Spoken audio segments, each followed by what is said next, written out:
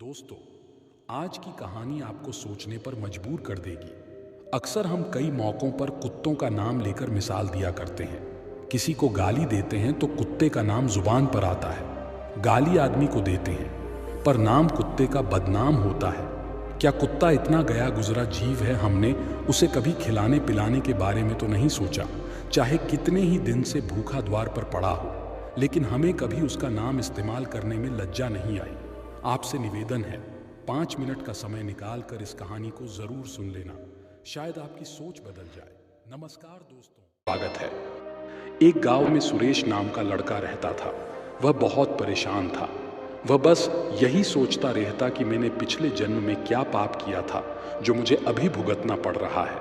एक दिन उसे पता चला कि गांव से कुछ दूर एक महात्मा रहते हैं जो सबकी समस्या सुनते हैं। अगले दिन सुरेश उस महात्मा से मिलने के लिए निकल गया। वह पहुंचकर सुरेश ने देखा कि महात्मा अपने आश्रम में कुछ लोगों को उपदेश दे रहे थे। तभी सुरेश ने महात्मा को प्रणाम किया और कहा, गुरुदेव, मेरे मन में एक प्रश्न उठ रहा है। महात्मा ने कहा, भंते निसंकोच होकर पूछो, आपके मन में वह कौन सा प्रश्न उठ रहा है। तब सुरेश ने कहा, गुरुदेव, मैं यह जानना चाहता हूं कि कुत्ते को एक टुकड़ा रोटी खिलाने से मनुष्य को कौन सा फल मिलता है। तभी महात्मा ने बताया, अगर मनुष्य कुत्ते को रोटी खिलाने के 8 फायदे जान जाए तो कभी दुखी नहीं होगा। भंते कुत्ते को एक टुकड़ा रोटी खिलाने से मनुष्य को 8 फायदे होते हैं तथा जो भी मनुष्य इन फायदों के बारे में जान जाता है उसका जीवन धन्य हो जाता है और उसको जीवन में कभी दुखों का सामना नहीं करना पड़ता है। जो भी मनुष्य पृथ्वी लोक पर कुत्ते को एक टुकड़ा रोटी खिलाता है उसे 8 फायदे होते हैं और वह जीवन भर सुखी रहता है और उसे मृत्यु के बाद मोक्ष की प्राप्ति होती है। महात्मा ने कहा, भंते, तुम्हें एक कहानी सुनाता हूं, ध्यान से सुनना, फिर तुम्हें सब पता चल जाएगा। एक समय की बात है। एक काले रंग का कुत्ता था। वह बहुत ही लाचार था और भूखा प्यासा था। वह गांव में सभी के घर घर जाता था, परंतु उसे कोई भी व्यक्ति रोटी का एक टुकड़ा भी नहीं देता था। वह भूख के मारे इधर उधर घूमता रहता। एक दिन वह गांव के बाहर नदी के किनारे एक ऋषि के आश्रम पर पहुंच गया और ऋषि से कहने लगा, हे मुनिवर, मुझे लगता है आप बहुत ही विद्वान तथा ज्ञानी हैं, इसीलिए मैं भूखा प्यासा आपके पास आया हूं। कृपा करके आप मुझे एक टुकड़ा रोटी का दे दीजिए, जिसे मैं खाकर अपनी भूख को शांत कर लूं। तभी वह ऋषि कहते हैं, हे स्वान, क्या तुम्हें गांव में एक टुकड़ा रोटी का किसी ने नहीं दिया जिसे तुम खाकर अपनी भूख मिटा सको। वह कुत्ता ऋषि से कहता है, हे मुनिवर, मैं आपको क्या बताऊं, आप मेरी बातों पर विश्वास नहीं करोगे। तभी वह ऋषि कहते हैं, स्वान तो बताओ, तुम्हारी बातों पर मैं विश्वास अवश्य करूंगा, मुझे तुम बहुत ही लाचार दिखाई पड़ते हो। तभी वह कुत्ता कहता है, ठीक है मुनिवर, मैं आपको अपनी बीती बताता हूं। कुत्ता ऋषि से कहता है, हे मुनिवर, दुनिया के लोगों, हम पर रहम करो। हमारा कोई घर नहीं होता है, कोई आसरा नहीं होता है, कमाकर खाना हमें नहीं आता है, हमें वस्त्र भी पहनने का ज्ञान नहीं है, इसलिए सर्दी गर्मी और बरसात में हम ऐसे ही घूमते रहते हैं। हमें पढ़ना लिखना भी नहीं आता। मुनिवर, आपकी तरह हमें अनुशासन नहीं आता, हमें आपकी तरह बोलना नहीं आता। यह हमारा दुर्भाग्य ही समझिए, परंतु हमें आपकी तरह भूख भी लगती है। चोट लगने पर हमें आपकी तरह पीड़ा भी होती है, हमें आपकी तरह रोना भी आता है। बस इन्हीं 3 कामों में हम आपकी बराबरी करते हैं, इसलिए हम पर दया दिखाइए, हमें और कष्ट मत दीजिए। ईश्वर ने तो हमें वैसे भी कष्ट देकर ही भेजा है, ऊपर से आप लोग हमें परेशान करते हैं। हम आपकी तरह मनुष्य नहीं हैं, हम पराधीन जीव हैं। जब हमारा जन्म हुआ उस समय हमारे आंख कान बंद थे। कह नहीं सकते कि उस समय आपके जन्म पर जैसे नाच गाना होता है, बाजे बजते हैं, खुशी मनाई जाती है, हमारे जन्म पर भी यह सब हुआ होगा। हमारे जन्म पर किसने खुशी मनाई होगी। हम जिस बिछौना पर थे वह रुई का नरम तो था, सर्दी बिल्कुल नहीं लगती थी।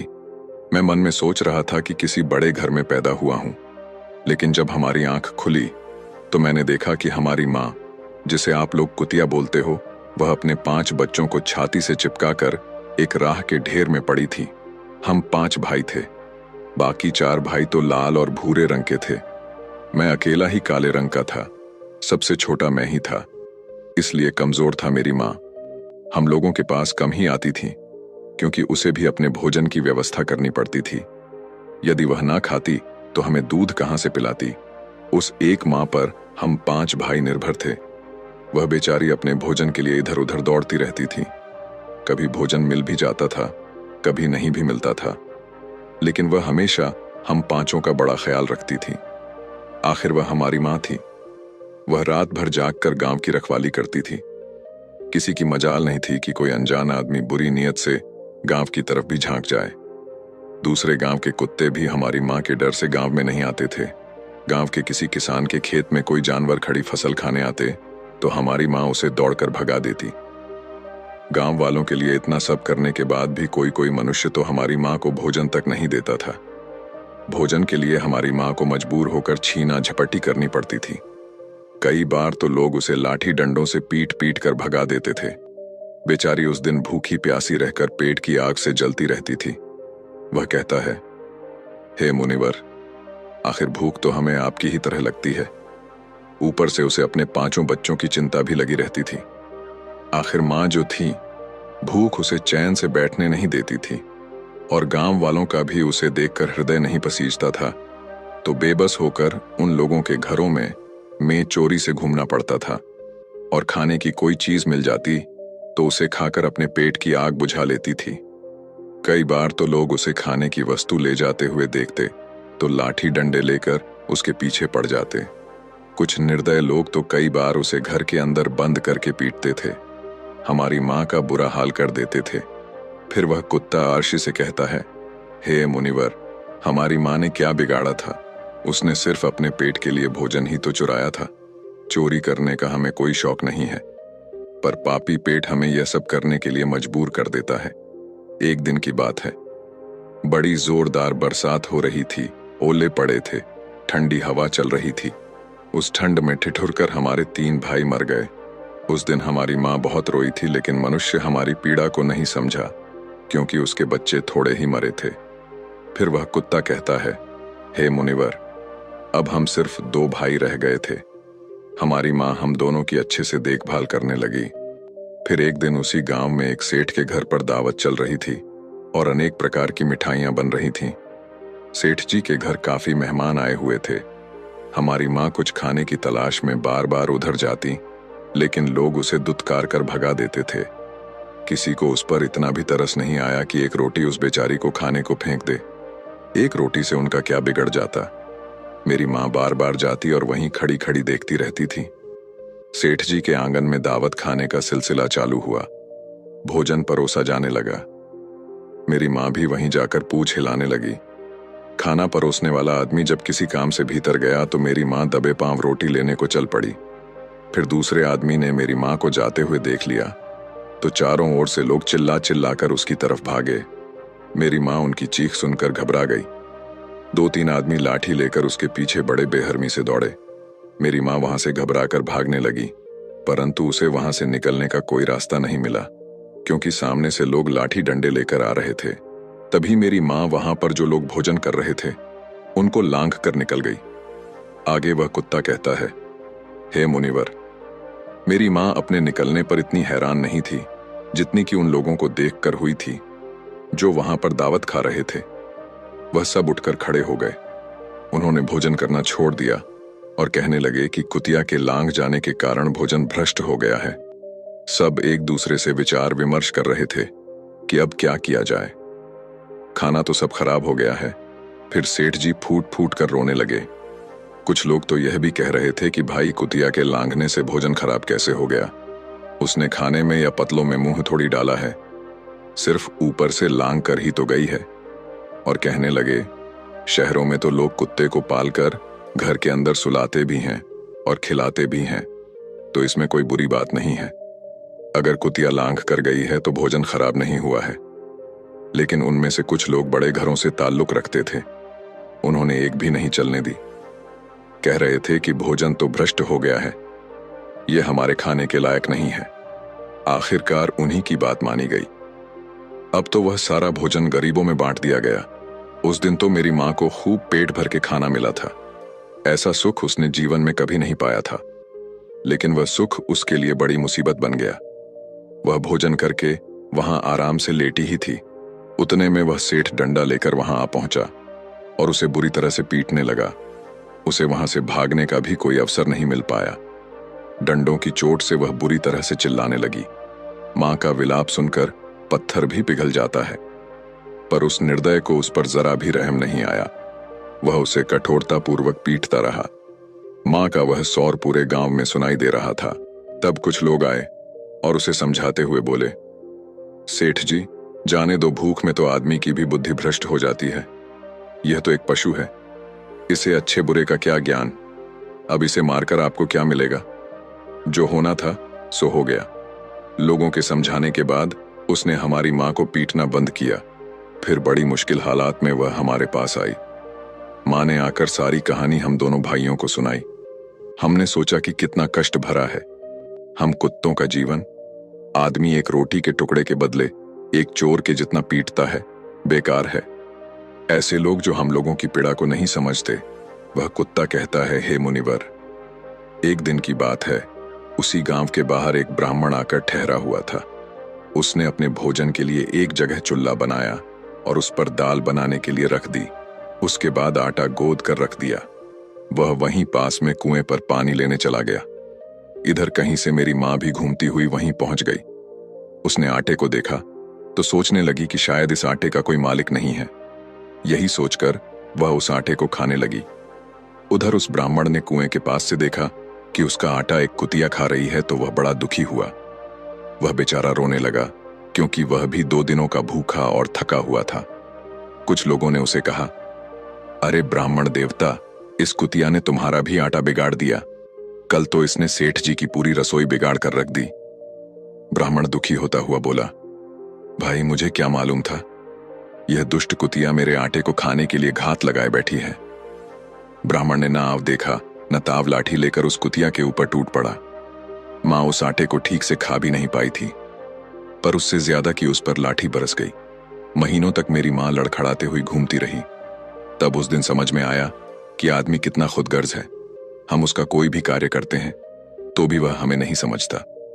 आगे वह कुत्ता कहता, हे मुनिवर, हमारी कमी यह है कि हम उन्हीं मतलबी इंसानों के अधीन रहना चाहते हैं, जो हमें कष्ट देता है, जो हमें प्यार से खिलाता है। हम उसके कितने काम आते हैं यह नहीं पता। उनके घर की रखवाली तो करते ही हैं, साथ ही साथ और भी बहुत सारे लाभ हैं जिन्हें मनुष्य नहीं जानता। महात्मा ने कहा, यदि मनुष्य कुत्ते को रोटी खिलाने के फायदे जान जाए तो अपने जीवन में होने वाले नुकसान से बच सकता है। आज मैं आपको बताऊंगा कुत्ते को रोटी खिलाने के 8 फायदे। मनुष्य को पता नहीं है कि जब भी घर में रोटी बनाई जाती है तो सबसे पहली रोटी गौ माता की होती है और पिछली रोटी कुत्ते की होती है। महात्मा ने कहा, ऐसा ही विधान भगवान ने बनाया था, लेकिन भगवान के बनाए उस विधान को भूलकर मनुष्य अगली और पिछली रोटी स्वयं ही खा जाता है। इसका दुष्प्रभाव उसके जीवन पर पड़ता है। कुत्ता वह प्राणी है जिसको रोटी खिलाने से मनुष्य के जीवन में पड़ने वाले ग्रहों के दोष भी दूर हो जाते हैं। महात्मा ने कहा, कुत्ते को रोटी खिलाने का पहला फायदा, कुत्ते को रोटी खिलाने से शनि का नकारात्मक प्रभाव कम हो जाता है। शनि ग्रह जब अपनी कुदृष्टि डालता है तो हर मनुष्य बर्बाद हो जाता है।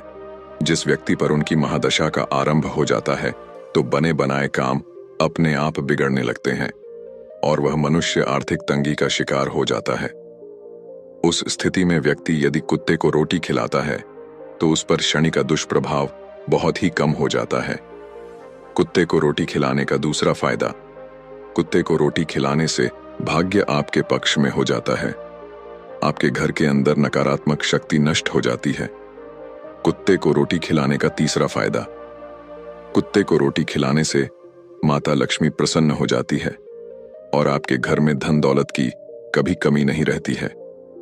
कुत्ते को रोटी खिलाने का चौथा फायदा, कुत्ते को रोटी खिलाने से आपके ऊपर कर्ज नहीं चढ़ता और जो पहले से आप कर्जदार हैं उससे भी मुक्ति मिल जाती है। कुत्ते को रोटी खिलाने का पांचवा फायदा, कुत्ते को सुबह शाम भोजन देने से आपका व्यापार बहुत अच्छे से चलता है। कुत्ते को रोटी खिलाने का छठा फायदा, कुत्ते को रोटी देने से आपकी आयु में वृद्धि होती है और अटका हुआ धन वापस मिल जाता है। कुत्ते को रोटी खिलाने का 7वां फायदा। कुत्ते को रोटी देने से हमेशा आपका स्वास्थ्य अच्छा बना रहता है और मानसिक रूप से आप मजबूत रहते हैं। आपका मन हमेशा ऊर्जावान रहता है, अच्छे विचार आपके मन के अंदर आते हैं। कुत्ते को रोटी खिलाने का 8वां फायदा। कुत्ते को रोटी खिलाने से भगवान प्रसन्न रहते हैं, क्योंकि भगवान को समस्त जीवों की चिंता रहती है और जो समस्त जीवों पर दया दिखाता है, भगवान भी उस मनुष्य से हमेशा प्रसन्न रहते हैं। भगवान की कृपा सदैव उस परिवार पर बनी रहती है। आपने अपने बूढ़े बड़ों से सुना होगा, कहते हैं कि जब कुत्ता रोता है तो अब सुगुन होता है। कोई संकट आता है, किसी की मृत्यु होती है, इसलिए कुत्ते को कभी रुलाना नहीं चाहिए।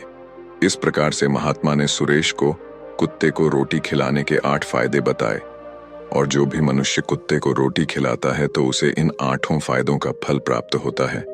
तो दोस्तों, कैसी लगी आपको ये कहानी? आप हमें कमेंट सेक्शन में जरूर बताना और अच्छी लगी हो तो इस चैनल को सब्सक्राइब जरूर कर लेना। तो चलिए मिलते हैं ऐसी ही कोई नई कहानी में। तब तक के लिए अपना ख्याल रखें। धन्यवाद और नमो बुद्धाय।